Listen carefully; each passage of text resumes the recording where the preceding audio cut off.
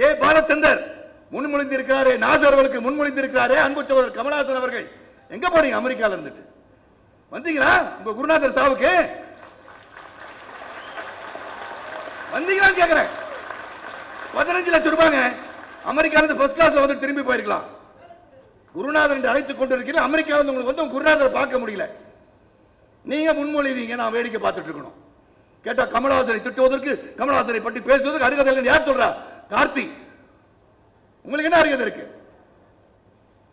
ஏளனம் செய்தாரே கமலஹாசன் அவர்கள் அமெரிக்காவில் போய் சொல்றார் ஒரு கூட்டத்தில்,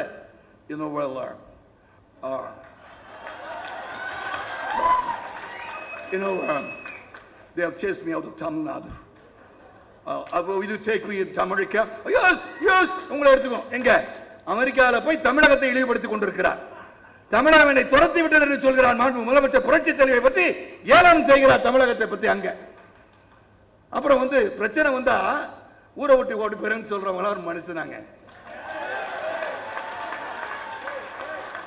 வீரன்னா இருந்து பார்க்கணும். சோதனை வேதனை கடந்து சாதனை படைப்பவன் மனிதன். அவன் வீரன்.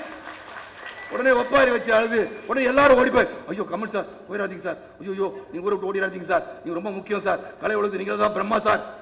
எல்லாரும் நடிகன் தான். எல்லாருக்கும் நடிக்க தெரியும். எல்லாரும் ஒரு மேடையை கொடுத்து நடிக்க சொன்னா எல்லாரும் தான் நடிப்பாங்க. அது டைரக்டர் கையில இருக்கு. அந்த நடிகரிடம் என்ன இருக்கிறது வெளியே கொண்டு வருவது டைரக்டரோட வேலை. உங்களுக்கு கிடைச்ச டைரக்டர் சில வகையில் நீங்க நடிக்கிறது வந்து நடிப்பா தெரிஞ்சிருக்கலாம். அரைக்குறை ஆங்கிலத்தை பேசி நீங்க நடிப்பெல்லாம் பெரிய நடிப்பு நீங்க சொல்லிட்டு இருந்தா எனக்கு தெரியும், நடிக்க தெரியும். அதனாலதான் கமலஹாசன் அவர்கள் வந்து சொன்ன நன்றி மறப்பது நன்று, நன்றல்லது அன்றே மறப்பது நன்று நினைச்சிட்டு இருக்கணும்.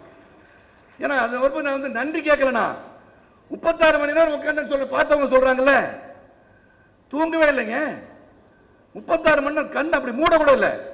5:30 மணிக்கு ஒரு ஜஸ்வந்த் பந்தாரி என்ற பைனான்சர் நான் போய் பார்க்கறது எனக்கு எதுக்குங்க? அவருக்கு 28 கோடி ரூபாய் தரணும், 1.5 கோடி ரூபாய் கொண்டு போய் வச்சுக்கிட்டு இவ்வளவுதாங்க முடியும்னு சொன்னாங்கன்னு சொல்றேன்.